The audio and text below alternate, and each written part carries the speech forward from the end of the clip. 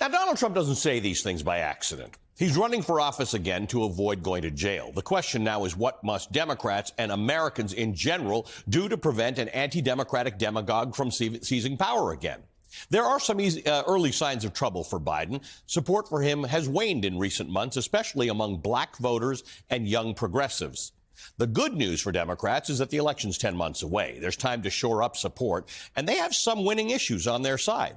This week, Biden's campaign will sharpen its focus on abortion rights to coincide with the anniversary of Roe v. Wade. There also continues to be good news about the economy, with the S&P 500 setting a new record high last week, unemployment at historic lows, wages increasing, and consumer sentiment improving fairly dramatically, all things that the campaign can and should highlight in the months ahead.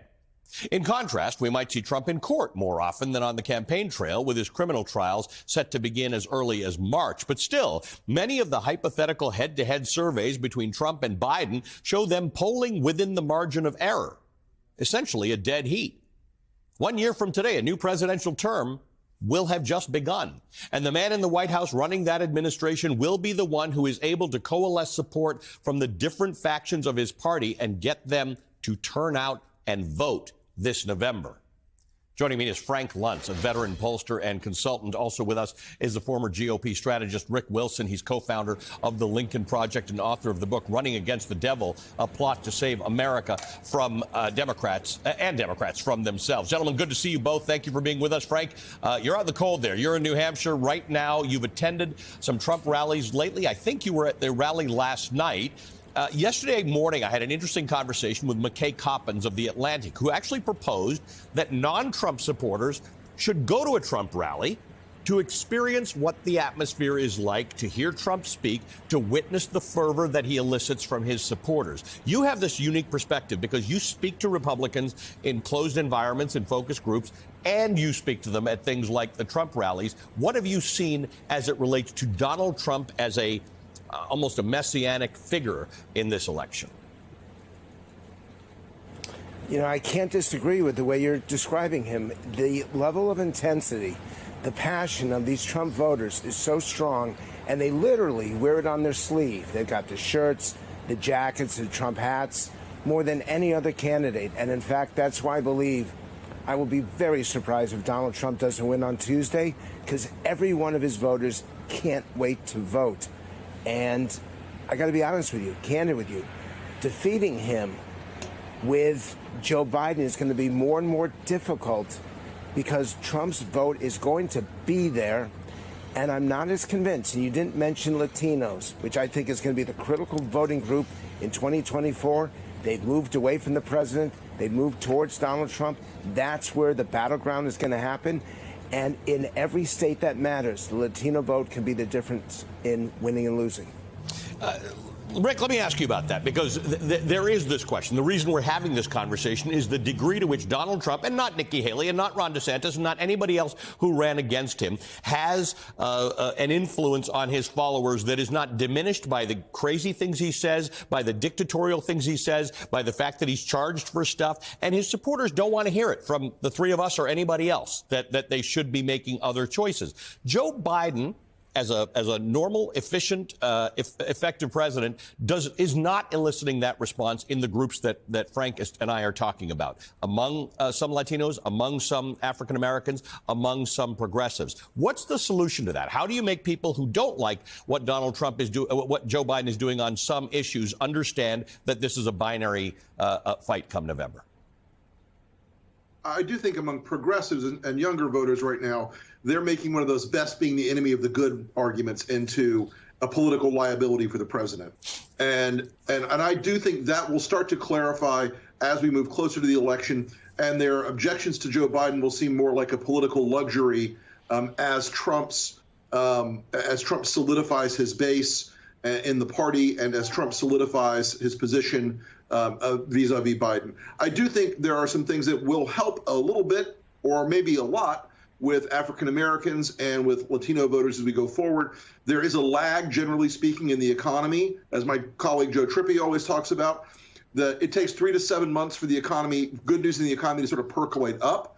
I also think that, Steve Bannon has heavily inflected Trump's belief system of, I have no enemies to my right. And so there are a lot of people that will be feeling very confident about bringing back that sort of white replacement theory, that alt-right message that surround Trump. And even if he's not the only one doing it, even though he does the vermin talk and things like that, I think you're going to see a very cautionary feel around some of those groups as we go forward into the real heart of the fight.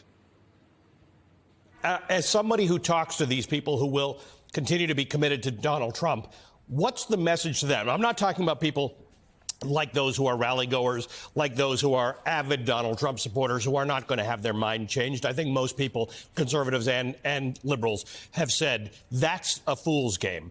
But there are a lot of other people. There's more than enough people for Donald Trump to win this election, for Joe Biden to win this election, who are not diehard Donald Trump supporters. What's the message to the rest of them who don't love Joe Biden, but need to understand the actual threat of Donald Trump? And not just Donald Trump, by the way. As you know, it's a movement that Donald Trump just happens to be at the head of. There are three attributes that matter most. Number one... Let me start with you on that, Rick. Look, we talked to a group of modeled voters, 7 to 11% of the population inside the Republican voting pool. They are either anti-Trump or soft Trump, or can be persuaded to at least not pull the ticket for either direction.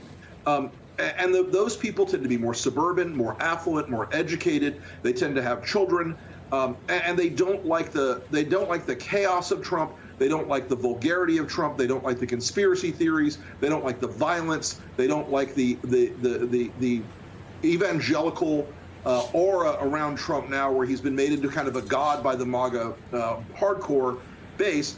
And those people are also driven by Dobbs to a very great degree, because there's always been a sort of undercurrent, especially among female Republicans, that is not as rigidly pro-life as the Dobbs decision and all the things they've seen from Republican state legislatures since then. And Frank, let me ask you the same question. And again, I think we're mostly convinced that this is not going to be a hand-to-hand battle with Trump supporters. That train, I don't know if you agree with me, I just left the station. What about for everybody else? Three words and three attributes. Number one is results. They want someone to come in and can actually make a meaningful, measurable difference in the day-to-day quality life of who they are, where they live, their communities. Number two, they're looking for a detailed plan of action. They're not going to read it. They're not going to follow it. But they want to believe that the next president has a specific idea of where things need to go. And number three is they don't want ideology. And I know that this is going to disagree with so many of your viewers, but they really want common sense. They want someone who doesn't choose left or right, doesn't choose Republican or Democrat. They want someone who gets the job done in a smart, intelligent, effective way. And the challenge, again, I say this to the viewers because I know you care about this so much, is that I do believe there's going to be a third party. I do believe that it's not going to be a binary choice.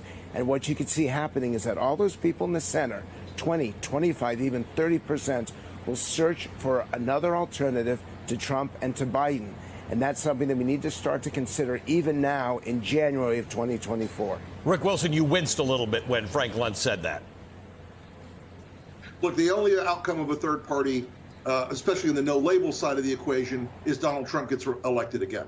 Those voters, at least in our modeling, look an awful lot like soft Democrats, soft Republicans, and they will. And if you end up in a position in, say, like Arizona, for instance, where no labels gets on the ballot and pulls a certain non-trivial percentage of people, you're going to end up with Donald Trump holding the line and winning the election because of the electoral college structure of the country.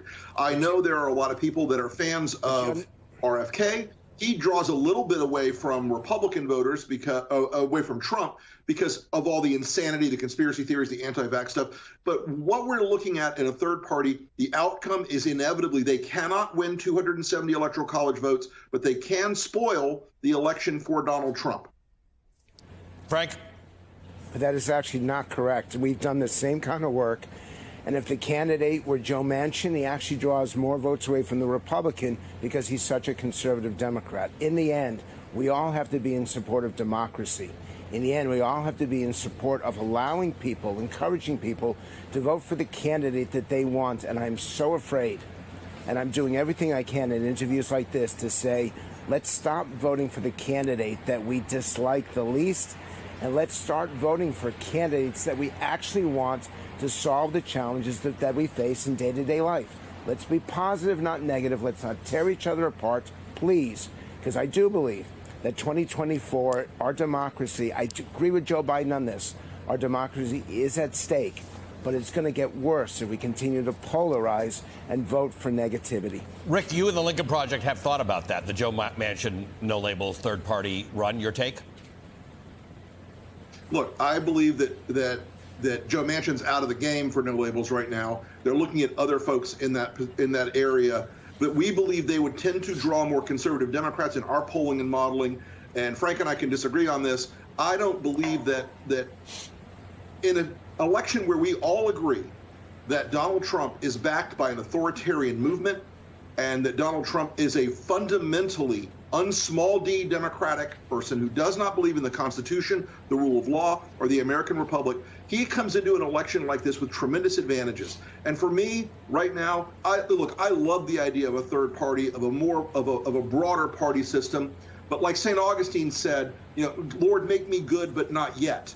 This is a moment where we're in a fight between Joe Biden and Donald Trump. Everything else is a distraction, and everything else puts this country at risk if we believe the luxury good of imagining that a third party could win 270 electoral college votes, which has never happened and it will not happen in our lifetimes given the two-party system.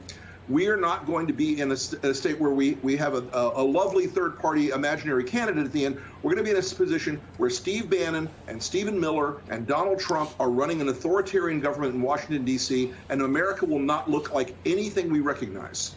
Guys, I love the disagreement. I respect you both about it. I can see Frank still nodding, but you know what? You both are friends of the show, so you're welcome here all the time. And I have to give it to Rick on one thing, a good St. Augustine reference on Sunday morning, so I appreciate that.